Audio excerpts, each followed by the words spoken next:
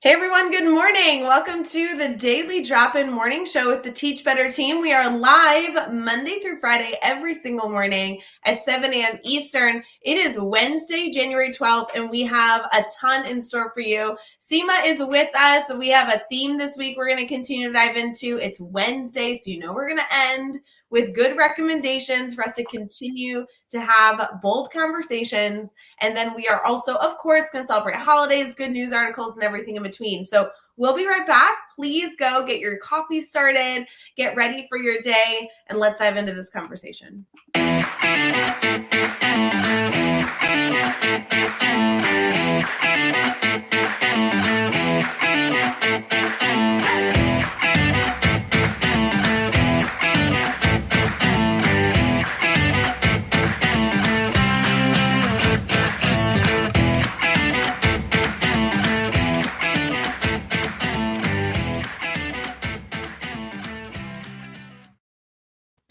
Hey everyone, good morning. We are getting started. It's Wednesday, January 12th. Holy moly, getting ready for the day. Seema, how are you? I'm awesome. I'm great. I've got an 18-year-old and a 13-year-old both asleep. So I know they're going to wake up to my voice and just be like, Mom, what are you doing? So it's exciting. And I'm glad to be here and to. Yeah, go ahead. Go ahead, please. No, I said it's just really exciting to be here too. So thank you for inviting me to be on the show. I'm glad. Hopefully it's engaging, learn, and inspiring. Oh gosh, no, I can only imagine. I've been so excited to connect with you because I connected with your team, I believe. I talked to somebody in your group, Yeah. truly, I want to say 2 months ago. And I knew that this was going to be a special opportunity for us to bring a new face into our Teach Better network and have some great conversations. So I really appreciate you waking up bright and early to be a part of today's show with all of our community. Would you mind, before we get too far in, as people are kind of commenting good morning slowly but surely, our network's waking up, would you mind telling us a little about yourself? What do you do in education? Kind of all that jazz. Yeah, no, I'd love to. So I'm coming to you from Minneapolis, Minnesota. Actually a suburb, so Savage, Minnesota. So it's 6 a.m. for us. And I like to introduce myself first and foremost by saying I'm the child of immigrant parents. And it's really important for me to say that because I really appreciate and use the sacrifices my parents had to go through in order for me to be where I am and doing what I love and living in my passion and purpose. So my parents came from India over 50 years ago, and I grew up here in Minnesota. I only left once to move to Texas to teach. So I do have a background in classroom teaching, which I loved it. I would have stayed there teaching forever. But then I moved back to Minnesota to be close to home. And that my teaching license didn't transfer right away. So I ended up as a job as a cultural integration specialist. And at the time I was hired to, the premise was that there were students from all over the world and many languages and ethnicities. And there's a lot of conflict between and amongst the students. And so they were like, we need people to come in and work with students. And it was pretty quick that I realized the students had it figured out. And if they didn't, they figured it out within like a day. They'd talk it out, fight it out, whatever, and they were good. But there was a lot of mistrust, a lot of misperceptions with the staff and families and staff and students. And so most of my job ended up bridging that gap and really clearing up what were misperceptions and misunderstandings. From there, I went on and got my master's in education and took some time off to be home with my little ones. And I couldn't stay out of education and the inequities that I was seeing happen. So I got into consulting with Paul Gorski, who's a dear friend of mine, and really loved that work, loved to be able to travel across the country and impact people. That led to writing a book, and then that led to just more work. And so currently, I work as an independent consultant. happy to be with Equity Literacy Institute, which is, I think, who you connected with, Ray. They just do some amazing work with Paul. And then I also work with Humanize My Hoodie, and then I also have my own consulting. So yes, I get to live in my passion and purpose and listen to stories and help people really do equity work that's true and impact students. Oh my gosh, I have so many questions that I want to ask. So I'm so sorry. I'm going to try and throw them to you in a appropriate order. But first and foremost, holy cow, you have done so much. You're going to continue to do so much in your career. And I'm so thrilled that you are able to join us. Our Teach Better community is always looking to grow their professional learning network to better surround themselves with educators that can lend perspective, support them, and give those, kind of like you were alluding to at the end, those actual tactical strategies that we can put in place to enact change. And while overarching philosophy is always important, it's good to understand, we really do like to get into the actionable steps that educators can do to better their work, to better serve their students.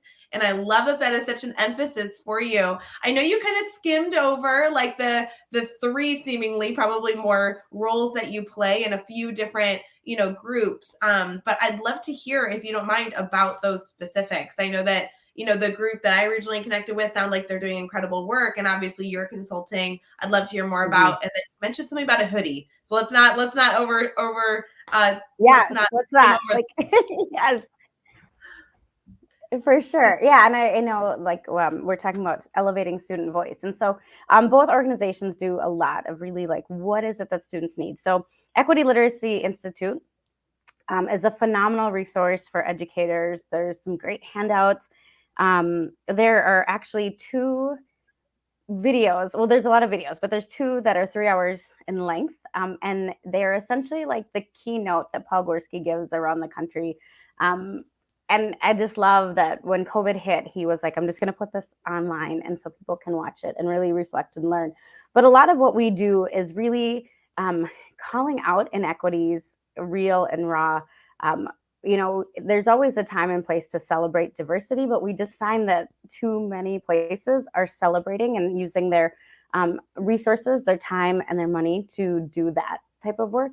And so while students may feel valued, it's for like a day, right? But at the same time, like, they're asked to showcase the very thing that they get teased about all the other days of school. And so Equity Literacy Institute is really about addressing the inequity, talking about it, and talking about how to move from move into transformative change versus mitigative change, right? And again, a lot of times equity efforts are mitigative. It's like, oh, we have an issue here, let's address it. We have another issue, let's address it. And versus really stepping back and saying, how can we remove barriers for the students? So we really believe that you have to look at the systemic changes versus trying to fix students, which is what a lot of these newer kind of like fun programs stress, is how do we fix students? How do we teach students skills versus how do we step back and look and see what the system is doing to cause this to students? So that's Equity Literacy Institute. I highly encourage people to check out the website. A ton of great resources. My other gig, which I kind of stumbled upon, is Humanize My Hoodie, which is a movement. It's based out of Minneapolis and Iowa City. So it's two amazing humans who got together and are telling their story so that we can stop the criminalization of our Black, Brown, Indigenous students of color. And instead look at the humanization, like how do we humanize people? And it's something so simple as a hoodie, right? Obviously, we know about Trayvon Martin, but just that fact that, something that somebody wears impacts how they're treated. My son is, like I said, he's 18. We live in a suburb. If he's out with his friends at night, I've told him, you cannot wear your hood up. And he's like, but my friends do, and I'm like, but whether we like to admit it or not, oftentimes your friends look like athletes when their hoods are up. They're white boys with their hoods up. They must be an athlete that's cold, right? When you wear your hood up with dark skin, you look suspicious at night walking around. And until our society can change the mindset, you're keeping your hood down. I'm like, that's what I actively work towards, but not. I don't want to regret you having your hood up and somebody saying that you look suspicious. And so Humanize My Hoodie is a phenomenal movement. We do educational workshops for, both organizations do professional development. And again, like just really naming what's happening to our youth and talking about how do we truly impact them or make changes so that they feel it. Again, so often we have changes that are made in policy, like slight changes, and that's all great, but students don't feel it. And Ray, you said like those strategies. If you're a student walking down the hallway and you're hearing racial slurs and you walk into your classroom, slumped over and tell your teacher, and your teacher's who works amazingly hard and has great intentions and just comes and pats your back and says your day will get better and moves on, like that's not what you need. You need somebody who can recognize it, who can redress it, who can disrupt it. And so that's the work that we do with both places, is how do you do that hands-on, in the moment type of engagement. It's so interesting. I sat in a two masterminds yesterday, full of administrators from around the world. And I won't lie to you, so many of the conversations were exceptionally negative. I think all educators, administrators included, but all educators are feeling like they have problems before them that they cannot solve, or that they don't have the power to make decisions in. And yet, I think this conversation that you're discussing now is actually something educators have the power to enact change in. And so while yesterday's conversation was definitely something that, can come in community and discuss that there are things educators may not be able to control, this is something that every educator I've talked about has emphasized their passion for wanting to be a part of the solution. And yet you are offering possible strategies, possible discussions, possible conversations, possible things we can actually do to enact change. And I think that that's why you were meant to be here this morning, because yes, this is it's a hard topic, right? This is something that we have to admit we have created or been a part of a problem, and we need to now shift to not just, I love what you said, Brad quoted you here, not just mitigate in the moment, but really transform holistically. But this is work, every educator, this is work we can be doing, and it's not going to be easy, but it is work that we can do and we have the power to do, regardless of the role that we play in the education system. So I do love that Brad Hughes is in the comment giving a shout out to the fact that this is something that his district is aware of, that they've pulled. And so again, Daily Drop-In is all about bringing in different people to share their voice, share their resources. I know that you have no idea. We have so many resources that we're going to have you share and talk through as well. But there really are some powerful conversations to be had. And as a reminder, these are conversations that all of you listening have the power to decide to do something with, which is really exciting and hopefully a light, an exciting moment, versus talking about all the things we can't control and really feeling that we're carrying that weight as well. So I'm so thrilled that you're here. This is like exactly the type of stuff I wanted to discuss. This is so exciting. Thank you. Are gonna. Yeah, Go ahead. Go ahead. No, please. Well, I was just going to say, it's interesting that you talk about being in a room full of administrators and the negativity about things they can't change. I think I always think about like our intent, and I know that every educator in a school hopefully is like has great intentions and is doing so much, especially now in times of COVID. The things our teachers and administrators are asked to do and have to do is just, it's mind-blowing to me, right? They're frontline, they are putting their health in jeopardy, they're giving it their all. And it's frustrating for me to see that to what I consider to be like low-hanging fruit. Like this is the stuff that if it can be eradicated so quickly if you all just come together and work on it and have those practical strategies, but it's adding to their days, right? And so in the midst of them working tirelessly and feeling burnt out, they're now having to engage in things that aren't working as far as equity, and feeling like any initiatives they made post the killing of George Floyd, I know that was a big time where people were like, okay, we're going to do this, this, and this. And the attention was great. And then when COVID hit, and it kind of got put on the back burner. And so I know those who are passionate and who are out there advocating for students are getting really frustrated because they're like, we're trying to do the equity work, but it's not impacting our students right now because of everything else that's happening, and the unwillingness to really take some time to talk about, like, this is systemic. Let's look at it. Let's fix it so that it can be easier for all of us.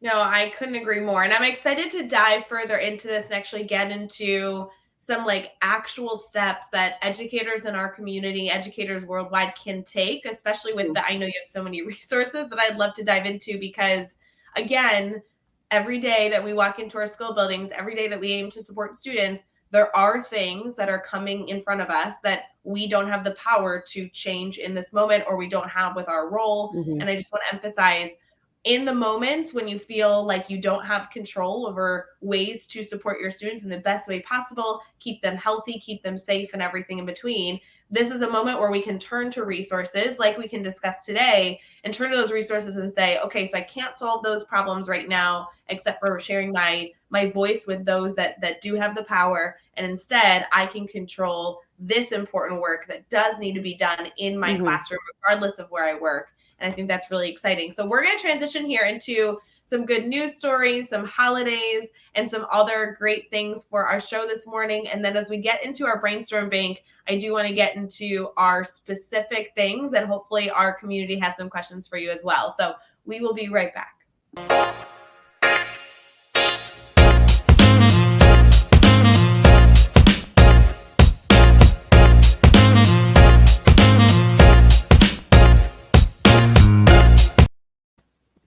Good morning, everyone. We have a segment every single day in Daily Drop-In where we highlight goofy holidays and have a good news article. Seema, I'm really, I know that we're just meeting for the first time, but I can only assume that you love celebrating a good holiday. So are you up for celebrating this morning? Yes. Look at, I even have like my cups to celebrate. I'm ready. Let's go. What is it? I love it. So for those of you that are looking for some goofy holidays, there are some today. It is National Pharmacist Day. We want to give a shout out to National Curried Chicken Day. Love that. Sign me up for that. It's also National Hot Tea Day, National Marzipan Day. I really don't think I've had marzipan. I think I need to add that to my like, you know, list of foods I need to consume today. Have you had marzipan? Yeah, I haven't either. So I'm going to sign up for that. It's like an almond sugary treat. So I'm going to go look that one up.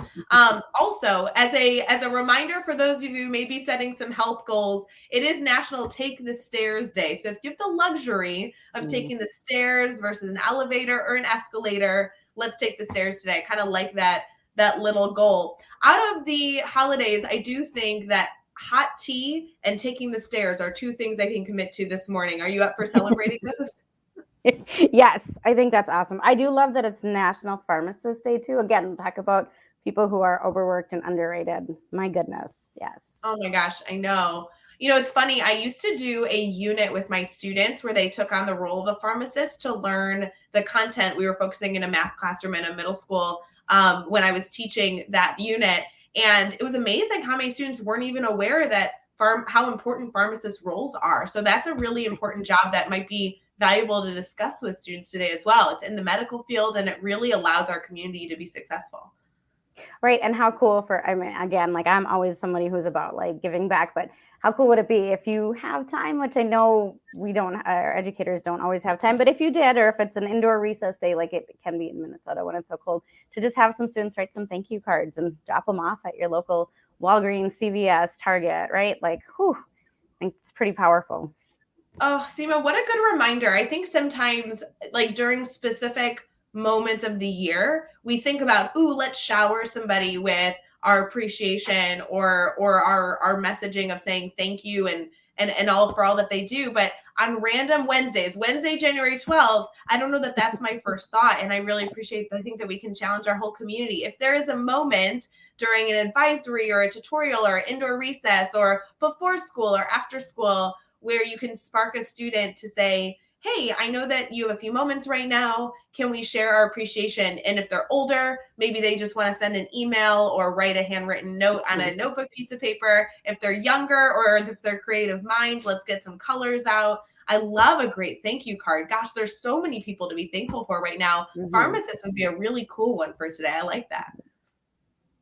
Awesome. For our message for our good news article today, I just thought this was really interesting. I know that we have so much to discuss, so I don't want to spend too much time on it. But for those of you who use our good news articles to spark conversations with colleagues that you're building relationships with, or maybe you bring this to your students, I just want to share a moment in history. 90 years ago, Hattie Caraway became the first woman elected to the U.S. Senate. So this was a Democrat from Arkansas, the first female to serve a full term. And so what I loved about this is in this article, it goes into how she got this role, kind of what she was doing in the world when this happened. But this was a big moment for our Senate to welcome in females. So something that you can share with your students, and also an element of history that we can continue to celebrate. You know, Seema, we have a moment, a segment in our show where we focus on brainstorming and giving strategies. I'd really love to dive into that this morning because I know we have so much more to talk about. Are you up for transitioning to our brainstorm bank here? Yes, let's go. All right, we'll be right back.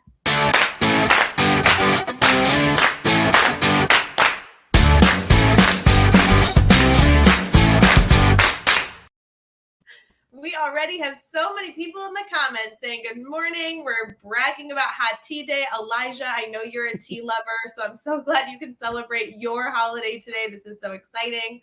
For everyone here, we are thrilled you're here. We are in our brainstorm bank where we truly like to take a moment and pause and ask all of you listening live with us as we're streaming on Facebook, YouTube, Twitter, and Twitch.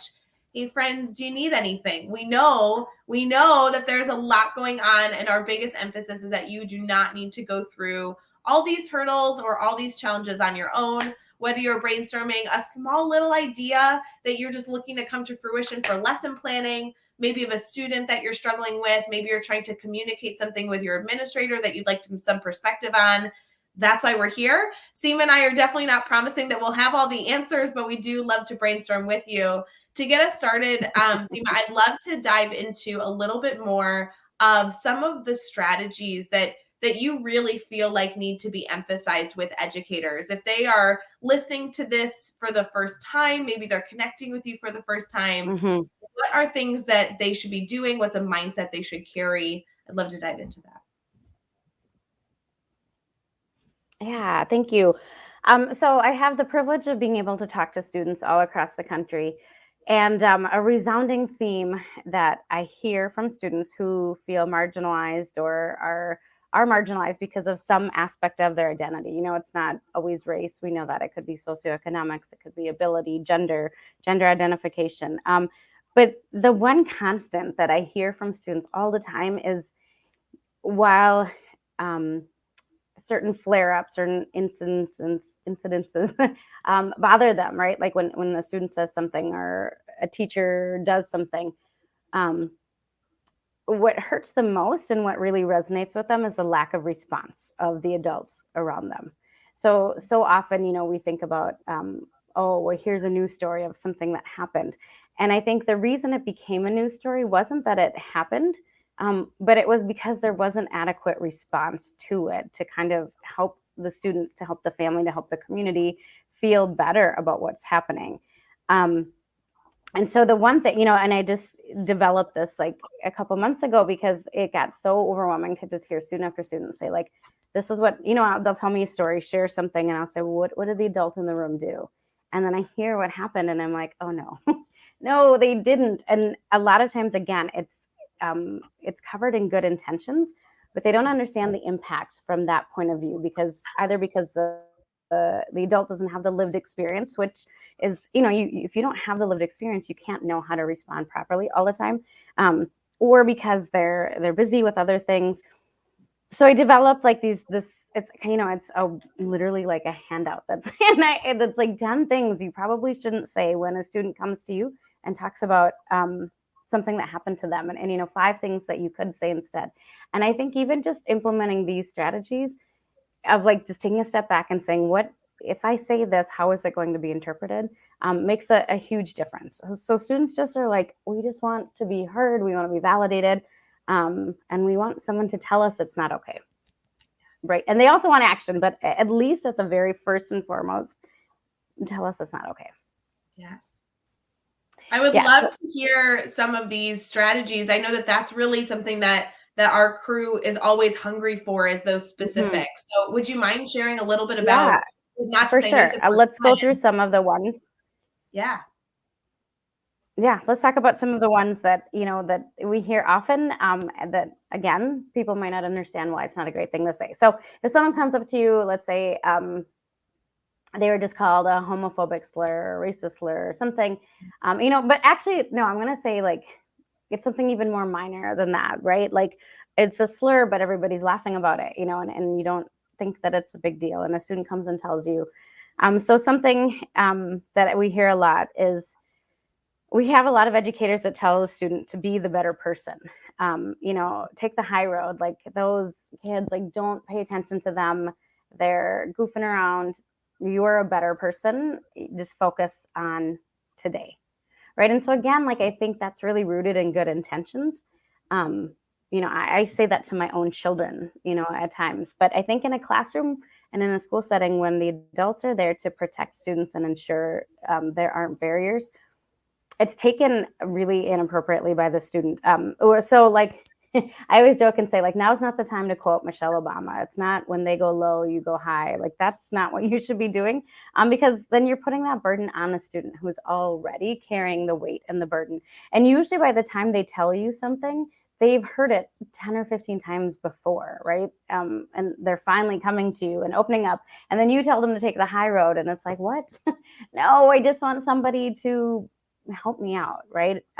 Another one that I hear a lot is, thank you for being so brave. I appreciate you telling me this. I'll take care of it later. So again, our students don't want to be complimented. They know they're strong. They know they're brave, right? And they don't want you to take care of it later. They want an exact time frame. And so if it is something that you can't take care of right away, then you say, hey, I'm just going to get started on this lesson, and then let's sit and talk about it, or then I'll address it, or by the end of the day, for sure, you'll hear from me. They need to know a specific time, and you have to stick with that time. Another thing that we hear a lot is, well, obviously there's a lot of silence too that happens, where educators just freeze. They don't know what to say or what to do, pretend like they didn't hear it, right? And a lot of times I hear educators tell me, I don't know how to get into these conversations.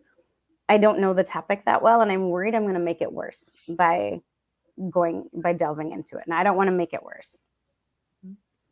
Yeah. And so what I tell them is, again, like, you don't have to know a whole lot on the subject. I use the analogy a lot of, like, if I was teaching and somebody walked into my classroom, a student, and they tripped and fell, I would immediately assess the situation. I would see, like, do you need a Band-Aid? Do you need to go to the nurse? Like, how are you doing? If the student, during my lesson, I would kind of check back in and be like, hey, how are you doing? I know you got hurt. I would do all of that, but I'm not a doctor. I'm not a nurse. I'm not trained in the medical field at all. But it's just like my human reaction. And so we need to do that with instances of racism, homophobia, heterosexism, anything that a student does. Just address it. Go check in with them. Are you okay? Who should I reach out to? Use your resources. Do you want to go down and talk to the social worker? Do you want to do something else? But you have to address it and ask them if they're okay. Let them know it's not okay that they had to deal with that, and reassure them that you will take care of it. I love this comparison to a situation that literally we have all lived, regardless if you've been teaching for a year, you've been teaching for 32 years. You've had an instance where a student injured themselves walking in a goofy way to your classroom, right? I can just literally picture it, like the tripping and falling or the dropping of the books right as you walk in. And you're right. Being able to compare an instance like that, where you go up and you're supportive, and then later on, as the day continues, you're doing small little check-ins to confirm that their ankle still doesn't hurt, or that that their elbow still has the Band-Aid on it that you gave them earlier. And this is a perfect example of of something that every educator feels confident addressing. And yet I love the comparison of, we're not doctors, we don't necessarily know how to solve that injury, but Right. we do know our resources and we do know how to share compassion. I think that type of analogy is exactly the type of work that we can continue to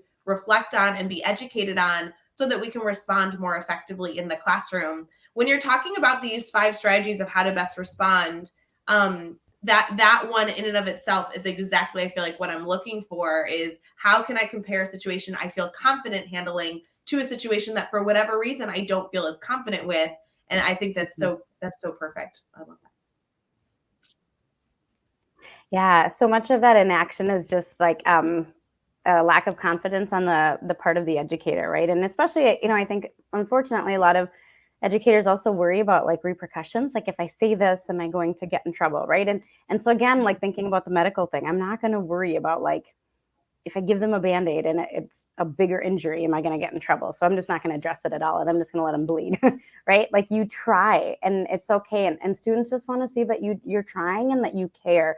Oftentimes when I ask students, who are the teachers in your school who get you, or who are the ones that you can relate, or that you can talk to about anything, they'll name, just usually just 1 or 2. And then I say, well, what does this person do? And, it's not, this person has a bunch of resources, this person gives me money. It's nothing that has to do with funding, resources. It's just, they care.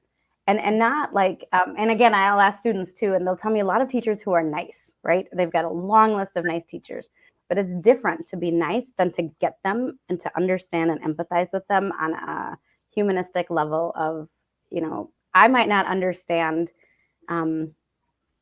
what it feels like to be called a homophobic slur because I identify as straight, but I can still empathize. I can still say, like, I don't know the magnitude of what you're feeling, but please, like, let me know as the day progresses, or even just to ask the student, has it happened before?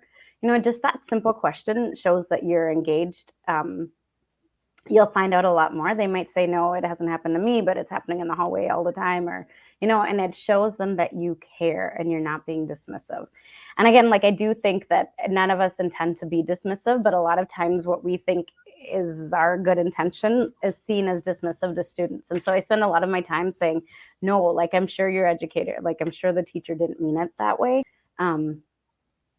But that has to stop now, because I just feel like this is happening too often. Our students of color, especially, are really struggling in schools with lack of empathy and lack of support. And so it just needs to be like, look, we all know how to address this. We just have to get over our fear of addressing it and just do it. Just do something. Anything in this case is better than nothing.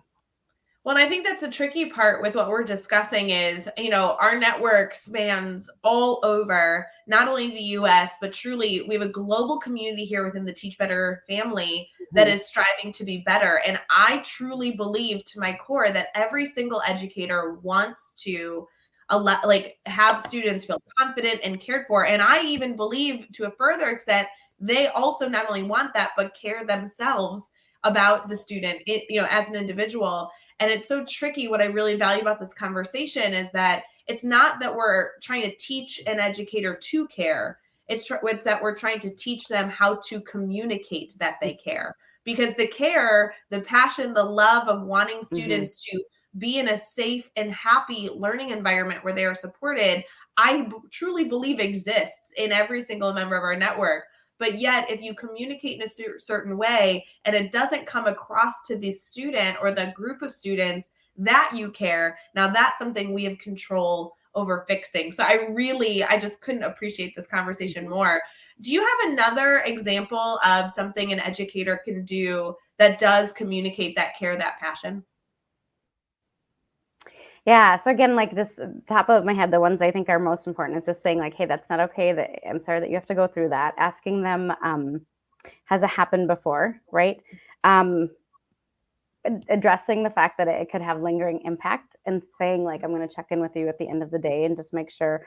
I think too, letting them know, so often too, I see, especially now with our students, when something happens, we really rely on our students because we're hoping to elevate student voice, right? And so if there's a racist incident that happens, the N word is used, we'll rely on our Black Student Union students to do something about it, right? Like we'll give them time and resources. Like you don't have to go to class, you can work on these posters or, or something. And again, good intentions. But what's happening is we're relying on students to do the work versus us saying, you know what, this is our plan. Can you look at it and tell us what we might be missing? Like that's a very different amount of time that's taken. And so a lot of our students who are struggling are like, yeah, I miss a lot of class too. And I just want to be a student. Like, I don't want to have to be the one to be the teacher about how marginalization is happening. But again, in that effort of saying like, I'm going to elevate their voice, we actually make them do all the work. Right. And Yeah. so one of my suggestions would be, if you're going to use students, elevating their voice is simply also just saying, hey, this is our plan. This is what we came up with. Take a look at it. Give us some feedback and tell us what to change. Or what might we be missing, right? Versus saying, why don't you let us know? Why don't you teach us? Why don't you create a new slogan, a new campaign, right? And students will do it. They love it, but that's not how they should be spending their time. They should be a student in the school. Well, and I think teachers can relate to that even more when we're talking about a problem that exists in the building. If you see a problem in the building and you go to a teacher and say, "Hey, could you do all this work to figure out how you're going to solve this?" And your leader comes to you and says, I'm super supportive of you fixing this, but I'm literally going to start you from ground zero, and I hope you have time and the skill set to create this entire, whatever piece you're going to do to enact change. A lot of teachers are going to find themselves overwhelmed, underappreciated, and feeling like they are the only ones working towards that solution because the leader essentially said, more, Right. could you please do this? Versus when a leader or leadership team goes to a group of teachers and says, we saw this problem, here's the brainstorming we did, we think this plan can work, here's the timeline, can you tell us all the things we didn't think of? And because your feet are on the ground, so what feedback can you give us to tweak and adapt? Now you're really in community, Yes. Yeah, it's a completely different way to engage. And you're not, I hear staff so often just say things like, well, I didn't even complain about it because I knew I would be asked to form a committee or like to look into it, right? And it's like, yeah, you can't do that. You wouldn't place that burden on your teachers. So don't do it on students or families who are impacted. Seema, I want to get into some recommendations. I know that you have some books to share, some websites to share, different resources. And again, today is not about getting all the answers, but today is about really thinking through how you can surround yourself with people that are action focused and how you can gain resources to continue to be better. So we're going to transition here. It is Wednesday, so we're going to get into recommendations we love.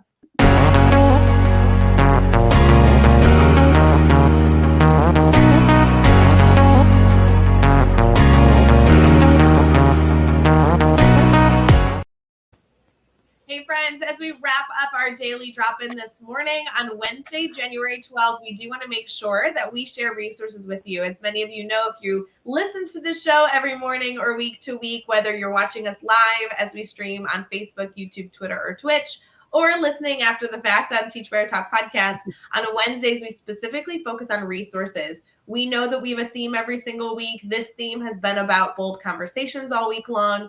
But remember, there is nothing we're going to solve in 5 days. And we need to continue this conversation, continue our learning and exploration as we go. So Wednesdays, we love to give you something to help you go do that. So Seema, I'd love to just throw the question at you about what resources you feel like might be most beneficial for our educators, whether they're in the classroom or in leadership roles.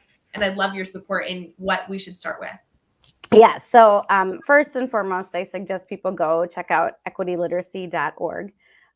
There are a lot of free, great handouts, resources. There's an article on there by Paul Gorski, and it's called Avoiding Racial Equity Detours. And I feel like if you read that article, you would be able to say like, yes, this is what's happening in my building. And it really talks about how do you avoid these common detours? Because every year there's so much time and money that's poured into equity issues and initiatives, but yet our students are still saying like I don't feel it. So I think that's a great article, Avoiding Racial Equity Detours. You can even just search it online. Um, the equityliteracy.org website has a lot of great videos, and again, a lot of free resources. I can't like be on here without promoting our book. So I'm going to tell you a little bit about this. It's Case Studies on Diversity and Social Justice Education. It's the second edition. Paul and I got together one time, and it was like just casually, and we both had just come from working at two buildings where we felt like the educators could have addressed the situation without us having to be there. And so we just talked about how often we get called in to mediate a situation that, we love the opportunity to do it, but it's like, you could have done that on your own, right? And so we talked about how, so oftentimes educators will say, I don't know that, or I don't have that lived experience. I don't see things that way. I'm in Minnesota. We have a teaching force, 4% teachers of color, right? And so there are a lot of things around race that our educators just don't know because they don't have the lived experience. They haven't taken the time to read, to understand. And so what we did is we put together, I think there's over 32 short scenarios of common everyday occurrences that happen in a classroom. So one of them, we call it the winter party. And it's a group, this one addresses like family involvement, and it's a group of adults trying to plan a winter party. And they're like, oh, why can't we just call it the Christmas party? We know it's winter party. Why can't we celebrate all the holidays? Let's throw in this and let's throw in this. And so it's one of those like short snippets. It's like a page long. And then it ends with the educator always being like, ooh, I should have intervened, or how do I address this, right? So again, good intentions. There's nothing in here that's overtly easy to figure out. Good intentions, but a lot of subtle inequities that are at play, whether it's power dynamics, inequities, racial, socioeconomic. And so we have a framework for addressing it, like to walk through. We also have questions. But what I think is really neat about this book that other resources don't offer is the insight from people who have lived that experience, from Paul, from myself. And so you go through the case, you talk about, well, this is what I would do. These are the inequities. But at the back of the book, you flip to the back, and then you can see expert opinion on that particular case and the inequities that were at play. So it's kind of like if any of your listeners, any of the listeners out there ever read Encyclopedia Brown books, which, like that's, like Encyclopedia Brown was this little neighborhood detective, 12-year-old, and then you'd get it and they'd be like, Encyclopedia knew who stole the lunch money. And you try to solve it in your head and you'd look at clues, but then you could flip to the back and it would tell you, well, these are the clues in there. And so we did that. We kind of modeled it after that, but it gives you that insight. And so for me, when we were writing chapters on race, ethnicity, language, immigrant status, those came really naturally to me. When we got to ability, disability, I didn't have as much lived experience. I didn't have as much knowledge. And so those cases, I really relied on other people to say, like, if I could have told the teacher anything without repercussions, this is what I would have wanted them to know.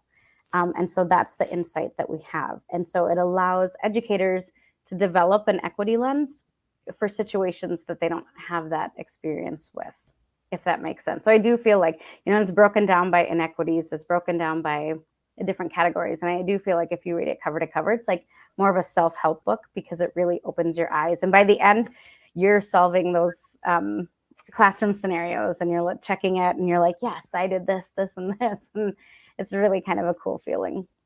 Oh, I love the format. I love the mission of how you want educators to really engage with this book. It sounds like a really great staff read as well, like to do a book study with groups of educators. I'm a huge advocate. Would you mind sharing the title again to make sure that people can go hunt that down? I assume on like Amazon and stuff like that.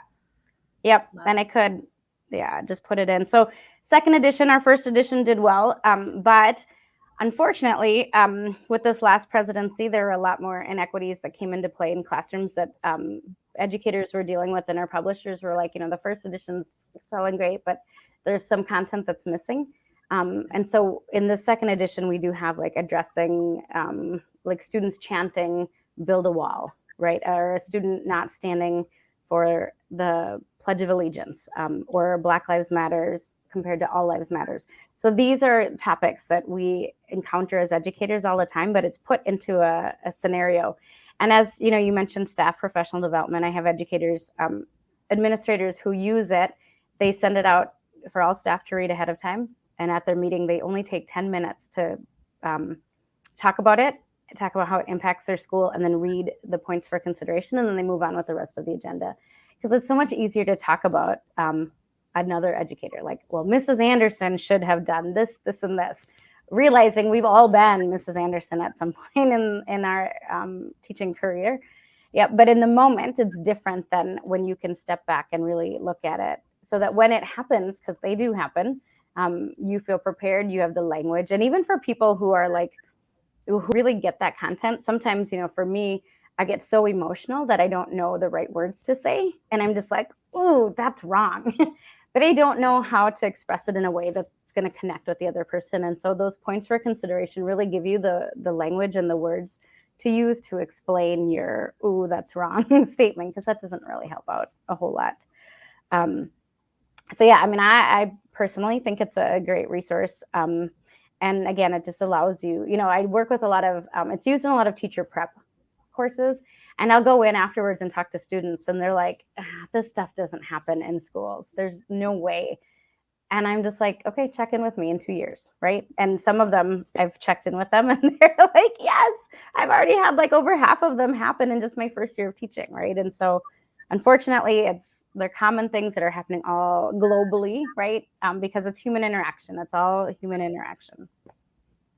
So powerful. Seema, I so appreciate you sharing these resources. I know it only skims the surface of all the things that you know, but hopefully our community will connect with you and also go connect with these resources to continue to be better in these areas. I really just want to emphasize we have the power to do work in this space, even with all the hurdles before us that we feel like we don't get our voice heard in.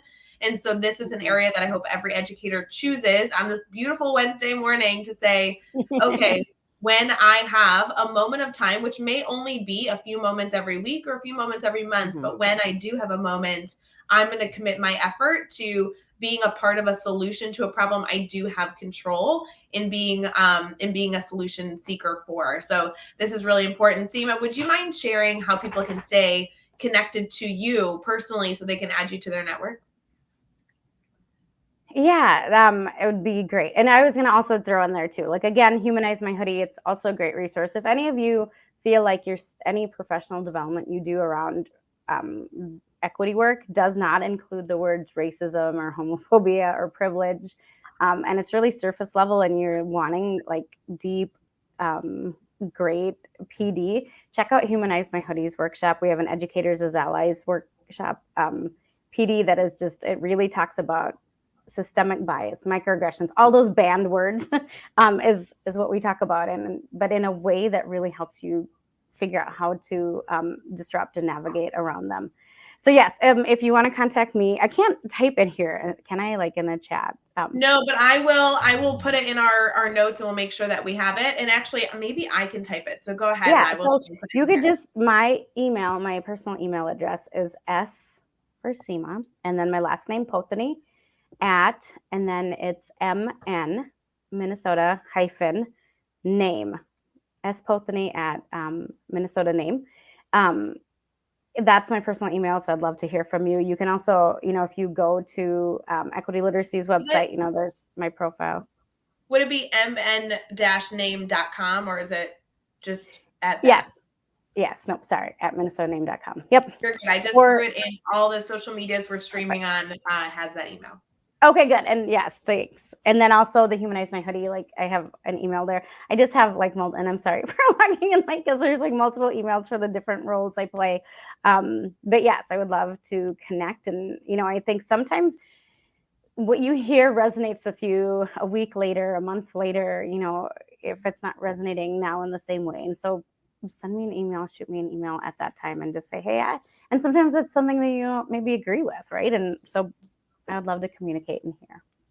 I love it. Seema, I'm excited for everyone to continue to connect with not only the resources you shared, but you individually. I've so appreciated you taking the time this morning to talk shop, because I knew We are going to be able to have a great, very rich conversation, even though I literally could talk to you for hours and hours and hours. So thank you for all that you do. I want to give a shout out to everybody listening this morning, or even if you're listening after the fact. We are so appreciative that you're here. Thank you for being an active consumer and participant in this conversation. We want to wish you all an absolutely wonderful Wednesday, January 12th. We will be back tomorrow for Daily Drop-In, but don't forget, obviously on Wednesdays, we also later today will have our brain break with, I assume Jeff and Dave. Who knows what shenanigans they'll be up to. Last week, they were practically fired for their job. So I don't know what we're going to do this week, but I can't wait to continue this conversation as we continue forward in our Teach Better community. So Seema, thank you again for joining us. We really appreciate you. Thank you. Yeah, thank you. And best wishes to everyone out there. Wonderful. Thanks so much, friends. We'll see you later.